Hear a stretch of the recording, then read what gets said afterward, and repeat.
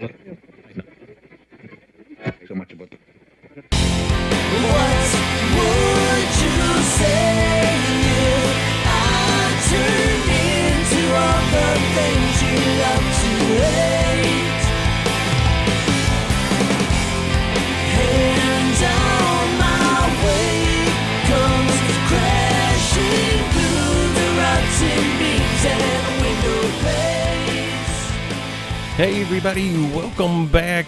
It's episode 20. Yep, the big 2-0. I feel like, maybe for the big 2-0, am I supposed to have like a best of episode now? Or does that come like at like 50 or 100? Maybe like 100. Do I have a best of? I'm not really sure. I think I just have like bad and not quite as bad.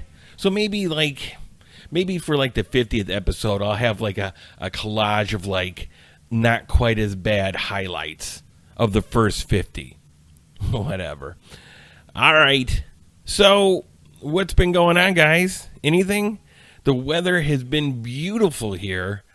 Thank God, but it's going to get hot. Now I'm taping this. It's Friday night, and it's still nice out, but it started getting warm today, and I know like starting tomorrow, the next week, it's supposed to get just really hot here, all the way in the 90s. And in here in Illinois, along with the heat, you get that humidity that just kills you.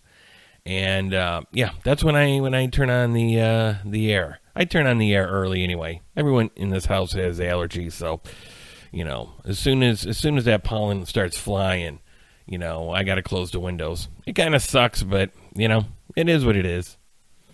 All right, so what are we going to talk about? The Modern Vintage Gamer, who I love that channel on YouTube. He had an interesting video about DRMs, and if you don't know what that is, and I didn't know until this video, it's digital rights management. And he was talking about the Xbox Series X in particular. We're going to talk about that, just kind of give you a very layman's overview of that and kind of, what I think about it.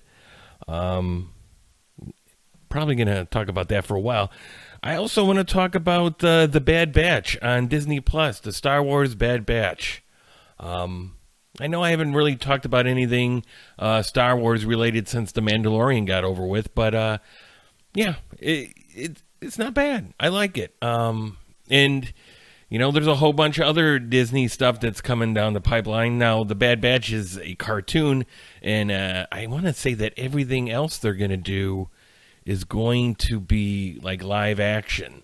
And we're going to talk about, those shows coming on down the line. And then, of course, I think they're already filming the, is it the third season? Are we going into the fourth? I think it's the third season of The Mandalorian. So, and if you've been following my channel or this podcast, I'm a huge fan of The Mandalorian. All right, so let's talk about DRMs. And, like I said, I didn't know what this was. It was digital rights management, but the Modern Vintage Gamer had this video, and it kind of struck home to me a little bit on my concerns going forward with modern gaming. Now, I mean, a lot of what he was talking about has probably already been an issue on some level for a while. Like I said, I don't have an Xbox One or a PlayStation 4. My newest console is, as far as modern, is the Switch, which I love. So some of this, what I know of those systems, it's basically secondhand. But, I try to keep up on it. And I've been trying to get any of the new consoles, even the Xbox Ones or the PlayStation 4s. And they're just, if you can find them, they're just so expensive. I don't know. I'm really having a crisis of what I'm going to do going forward as far as modern gaming goes.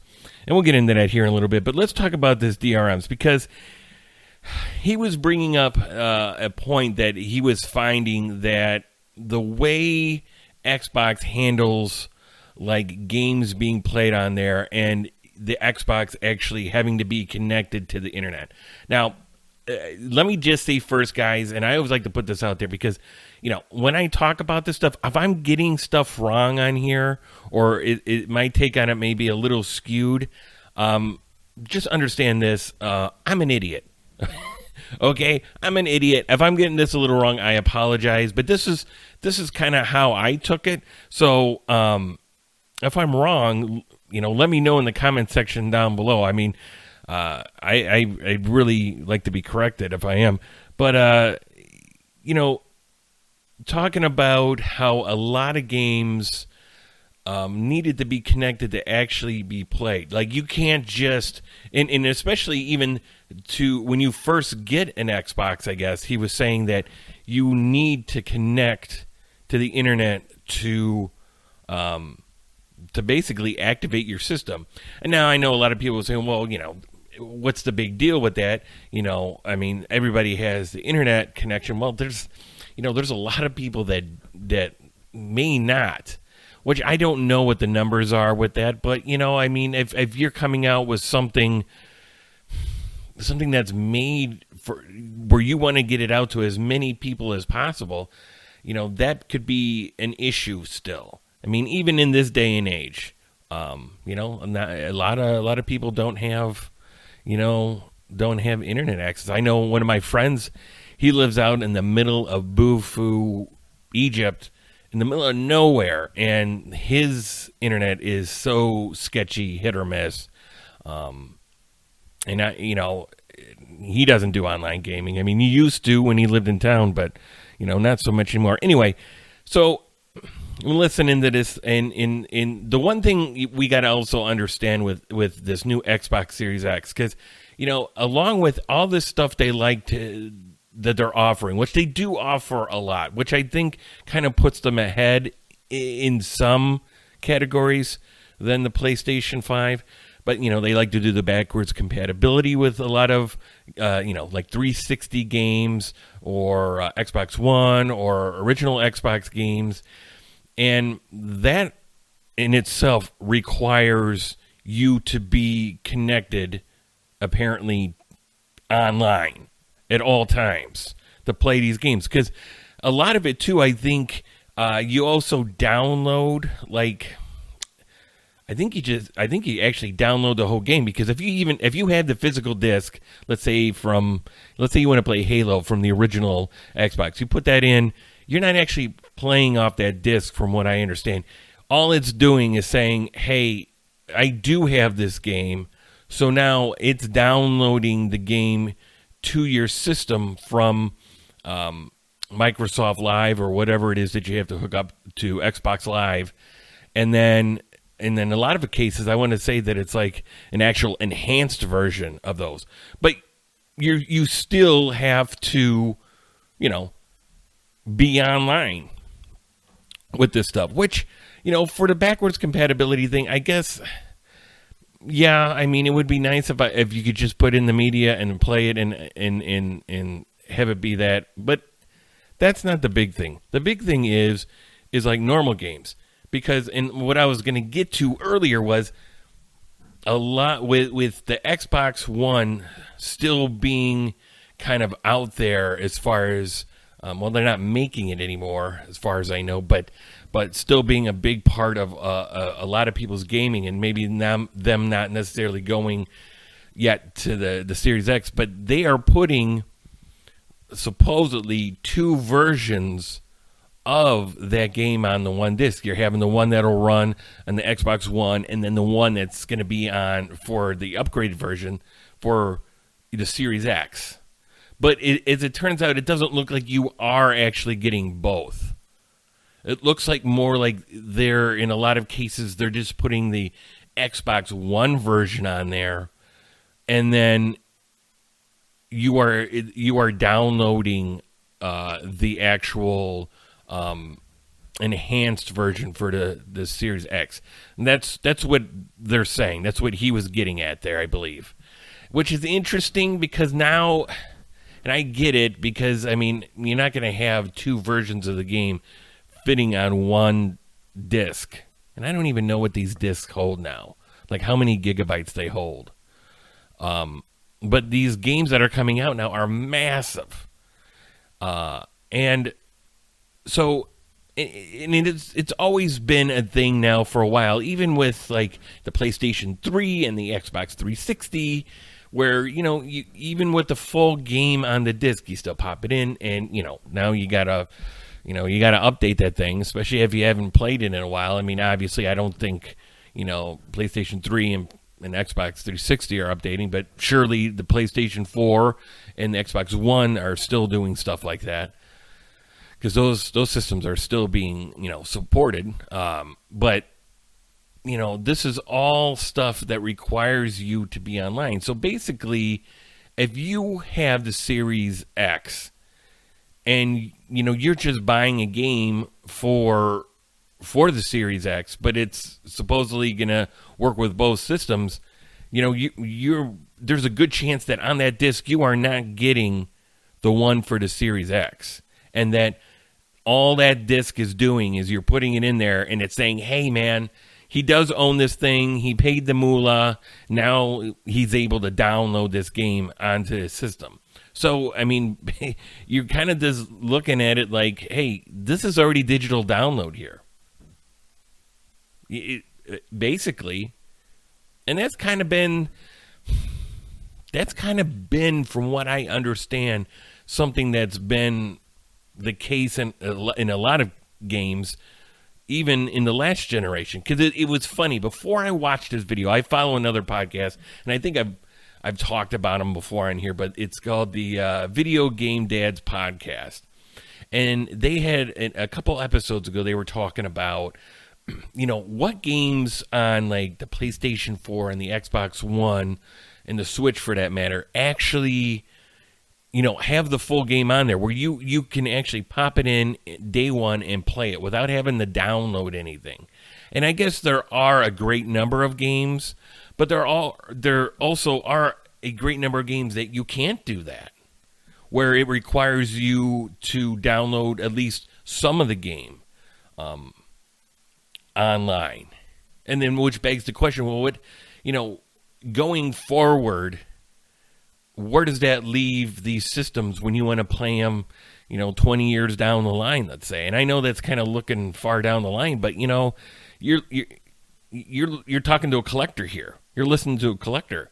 So that's very much my concern going forward, because I got to have that physical media. Now, the Switch, from what I understand, isn't nearly on that level as far as, not having the full game on the carts there, in which I love the Switch. Let me just say this. That is fastly becoming my favorite console of all times, and it might already be there. And we should talk about that later. But anyway, but even with the Switch, that's kind of a different animal too, because a lot of the games aren't really up to the graphical, specs that maybe, are on the PlayStation or the Xbox, and in the type of games that are on there. So that's kind of in a niche all to its own, But yeah, so he was taking us through the Modern Vintage Gamer, taking us through all these games and having it shown that that these games, a lot of these games that he was trying to put in and play, stuff that even digital games that he had already downloaded, like the full game, like was not letting him start these games, launch these games, because he wasn't connected to the internet. Now, I did read an article, and for the life of me, I could not find it again on the internet. I was reading it the other day, and I want to say they didn't really say who came out and responded to this. They just called it a developer. And they were saying that, this isn't necessarily the case that you have to be online. All it is like the error message that's prompting you to connect. Maybe the messaging isn't quite what we should be saying. So they were pretty much saying, no, you can still play the game offline, but the problem wasn't like that it wasn't going to let you. It was just the error message that was popping up there saying, hey, you need to connect to launch this. And for me, I gotta say, from what I've seen in that video that he had, it didn't look that way to me. Now, I could be wrong. Like I said, I don't have firsthand knowledge. I don't have hands-on with these machines. So, could he be wrong and they be right? Maybe. Or maybe it's one of those things where, like I like to say in a lot of cases, the truth lies somewhere in between. But it does worry, a lot of these older gamers like me, I mean my 40s, and even people in their 30s are still wanting to collect that that physical copy. And basically what you're just buying is a case to put on your shelf, but you're still downloading, doing the digital download of the full game once you get online. And that's so interesting because I'll be honest with you, since I've seen that video, I've been, not that I've been really looking hard for these new systems anymore, but I keep asking myself, I'm like, am I going to buy these things now? Am I going to buy a PlayStation 5? Am I going to buy an Xbox Series X? I don't know. And he did kind of make a point of saying that, hey, I tried a lot of this stuff on the PlayStation 5, and the PlayStation 5 in most cases would let you play these games, without having to be connected to the internet. But it still doesn't change the fact of like, okay, well, that's fine. And now let's talk about, like, what am I actually getting when I buy a physical copy of this disc? Am I getting the game, or am I getting, like, a quarter of this game? Or am I just getting, like, the license to be able to download this game, saying, hey, he bought this game already, but you're still going to have to download it, the whole thing.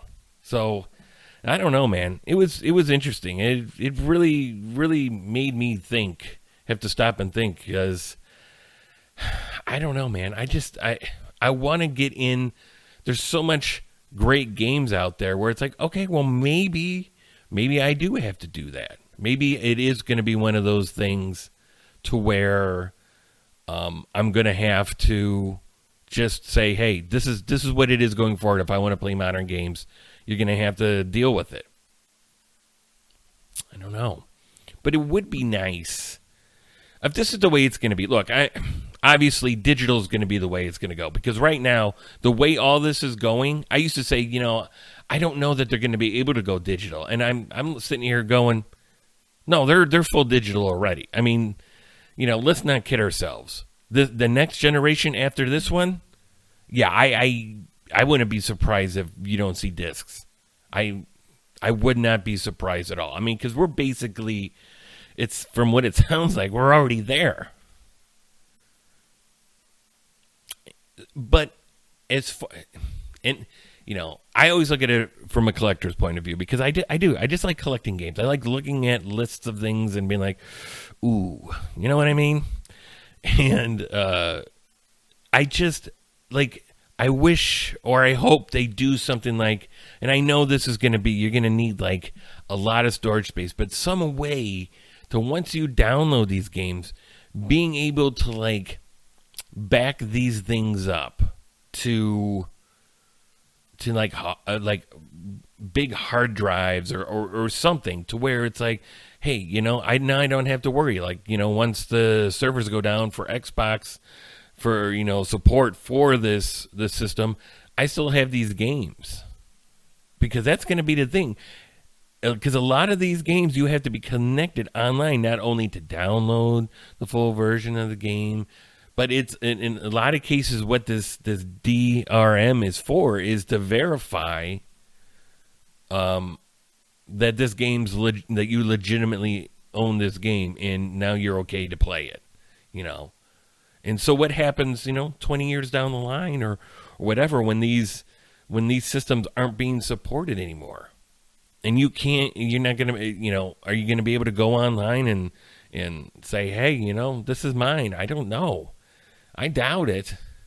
I don't see these companies spending all that money on, 3 generations ago of consoles, or however many it was ago, I mean, look at PlayStation 3. I mean, that thing's on live support right now. You know, PlayStation, whatever they call the PlayStation 3 store. That's let's not kid ourselves. Even though they decided to not shut it down right now, that thing's, yeah, you know, we've already called it here. Time of death is pretty soon. So anyway, you know, I know they kind of came into a little bit of a ramble, but it's just really interesting because I think where we're at right now with these new consoles is, I think we're already at PC gaming here. And I've said this before. I mean, we're at PC gaming with these things. That's kind of the reason why I got out of PC gaming back in the day anyway. I mean, one reason amongst many, but we're there. I mean, this is what these systems are. I mean, you have to I mean, it's just PC gaming made simpler for the average Joe. I mean, you don't have to worry about downloading drivers or going on like, you know, ATI Radeon or Nvidia, not Nvidia. Hello. But going on to their websites and finding a driver that's compatible with this or that, you know, you don't have to worry about that on these consoles. But basically, you know, I mean, it is, we're there. And you know, these games just get so big. So even with that's just one of the bigger questions I always, or concerns, that I have with like going forward with digital is just the size of these games and how much, you know, storage capacity you're going to need and that they give you. Because that's the one thing that I just scratch my head with for like the Xbox Series X. Because, you know, they came out with the Xbox Series S, which is all digital and not quite as, you know, spec heavy as, you know, the X is. But then it's all digital and they only put a 500 gigabyte storage space on the hard drive there. I just don't get that. I'm like, why would you do that? And I would think all digital, you would go more. You would have to go more. To go under a terabyte now on any of these new systems, you know, excluding the, you know, the Switch, you know, is insane. And I know the price, you know, price of this and that, you know, obviously everything now is super expensive. But then, you know, one of the great things that, you know, with the Xboxes that used to be was if you needed extra space, you could get like normal, you could go out and get a thumb drive. You know, the 360, man, you could go and throw a thumb drive in the back and add a whole bunch more memory. And now you got, you know, this proprietary memory expansion slots for the Series X, and that stuff's expensive. So, I mean, I don't know. I don't know. It just, I mean, I guess it is what it is. It's just a guy who grew up in a different time of gaming, used to a different way of doing things, just having difficulty, you know, wrapping my head around the way things are now. But people like my son, they're not going to know any different. You know, he's growing up during this time just learning about video games and being familiar with video gaming systems. And this is what it is right now. So he's not going to care. At least I don't think he will. But he's only 7, so all right. So as you guys know, I love me some Star Wars. Not the last 3 saga movies, that's for sure, but it seems like they get everything right that's not an actual movie lately. At least ever since Disney took them over. I didn't like the saga movies. I didn't really care for Solo, even though it's not like I walked out of there like ticked, but it was just like I'd never walked out of well, I mean, maybe like Phantom Menace, but I've never come out of a Star Wars movie like I did with Solo and said, okay, yeah. I mean, that thing comes up on TV, and I don't even stop to watch. I just don't. It's so weird. Even on TV, if it's on there's a lot of movies that maybe I'm not going to go seek them out, but if they're on TV, I'll watch them, but not Solo. I did like Rogue One. Rogue One was good, but it was still a different feel to it at the first part. It was a different kind of Star Wars movie. But everything that they are doing, that's not a movie. Like the Mandalorian, like when they did the Clone Wars, I think what did they do? One more season? Was it one more or two more? I think one more. And now they're doing the Bad Batch. And I'm liking it, you know? I will say, and let me, obviously, when I talk about these shows, there's going to be spoilers here. So, guys, if you haven't been watching it and you plan on it, yeah, you're going to want to cut out right here. So, the one thing I will start off by saying it is very good. The Bad Batch is very good, and we got introduced to these characters, I believe, in the last season of the Clone Wars that they recently have done. And it's just, if you've seen the Clone Wars, then you've seen the Bad Batch. It's nothing really new. It's the same pacing, it's the same kind of storytelling on there and animation or whatever, which is it's good and bad, because it's good because I really enjoyed the Clone Wars. It's bad because it's kind of more of the same. And even when these new episodes drop, I'm not all that excited enough to really oh, I got to sit down and watch these. Now I'm just well, I'll get to it when I can. But I do enjoy the episodes, although right now the story is kind of dragging a little bit. And I don't know how many episodes they plan on doing with this.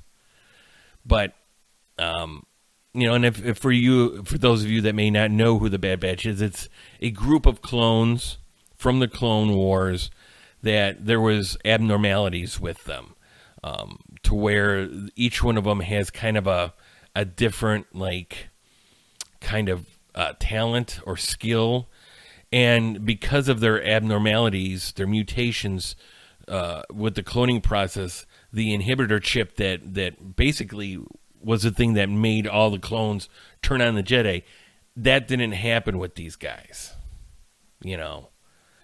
For whatever reason, they didn't turn on the Jedi. So they've kind of gone out on their own, kind of on the run, because, if you know anything about the lore in Star Wars, that after the Republic fell, they didn't use clones anymore.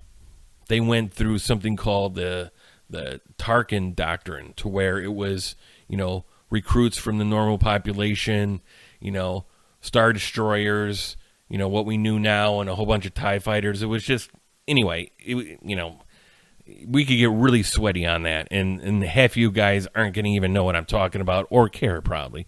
But anyway, if you do care, there's tons of places online on YouTube that talk about it. But yeah, it's a good show. It really is a good show, but it's still, I'm still find myself waiting and interested for, now we got Kenobi, and I know they're doing that, and that's going to be a show. I don't know how many episodes of that they're going to do, but, I'm really excited for that. I'm really excited for the Ahsoka Tano show that's coming out, and they're doing the Boba Fett series of shows, which is pretty exciting. I know a lot of people kind of roll their eyes. They're like, if it's anything, I'm just basing it off of, if any of these things are close to as good as The Mandalorian, then I'm in, man, because I love The Mandalorian. It's great. The only thing I'm going to say about all of these things, all of these shows here, is I'm just getting tired a little bit of the time period. It's okay, we're kind of beating a dead horse here, where a lot of this stuff, maybe not a time period that we've seen before, but it's really close. Well, we didn't see this one because this is what happened right after, this or that. And yeah, okay. And it's cool to kind of see how the Empire, in the Bad Batch, like the days after the fall of the Republic, like how that transition happened. But I will say Disney has kind of taken the position of let's tell them how everything happened. Like Solo. They got so specific on everything with Solo. Maybe, because I've always said, why do I need this show? Why did I need this movie? I don't need to know or need to see how all this stuff happens. Maybe it's better that I just know how it happened in my mind. I don't know if that makes any sense to you guys. It makes sense to me. But yeah, so Disney just I get it. I get it, they bought this property, this franchise, and now, they're just not going to sit on it and do nothing. But that does make me very excited for I want to say they have another, I don't know if it's a movie or if it's going to be a show, but the Knights of was it like the Golden Republic or something? Basically, maybe not in the Knights of the Old Republic era, but like way far before, the timeline of the original movies. Kind of in a different era, a different kind of republic, which I'm really looking forward to that. Because, I know a lot of Star Wars fans have been saying for a while, it's like, okay, look, let's just go back to, the Sith Empire and the Republic and the war that they had, like, that 3,000 years ago. Let's do that timeline.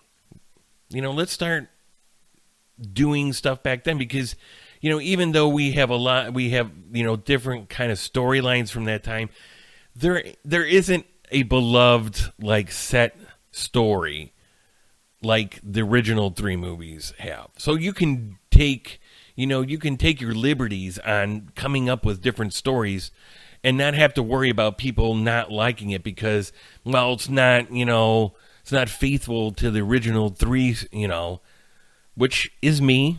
That is me to a T. And if you've listened to some of the other episodes, that's me. I'll admit it. I'm guilty. But, hey, it is what it is. So, yeah.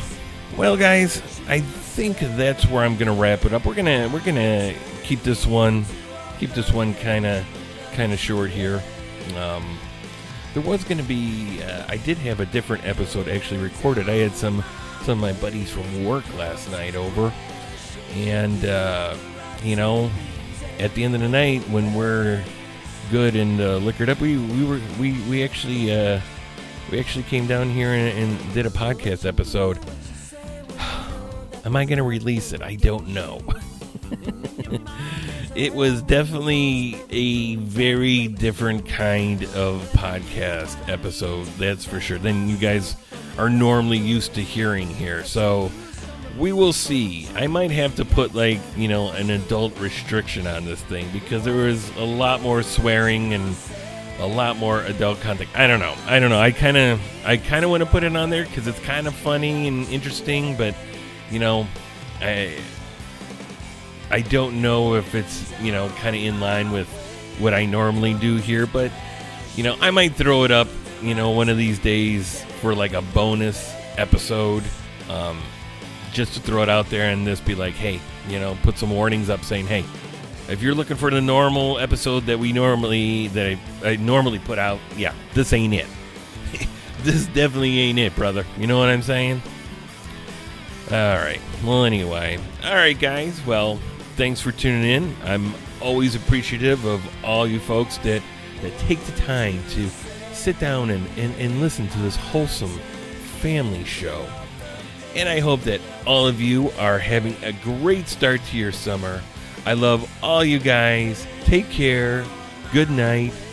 And goodbye. Crashing through the lights in me. games and window plays. You have the ring. And I see your Schwartz is as big as mine.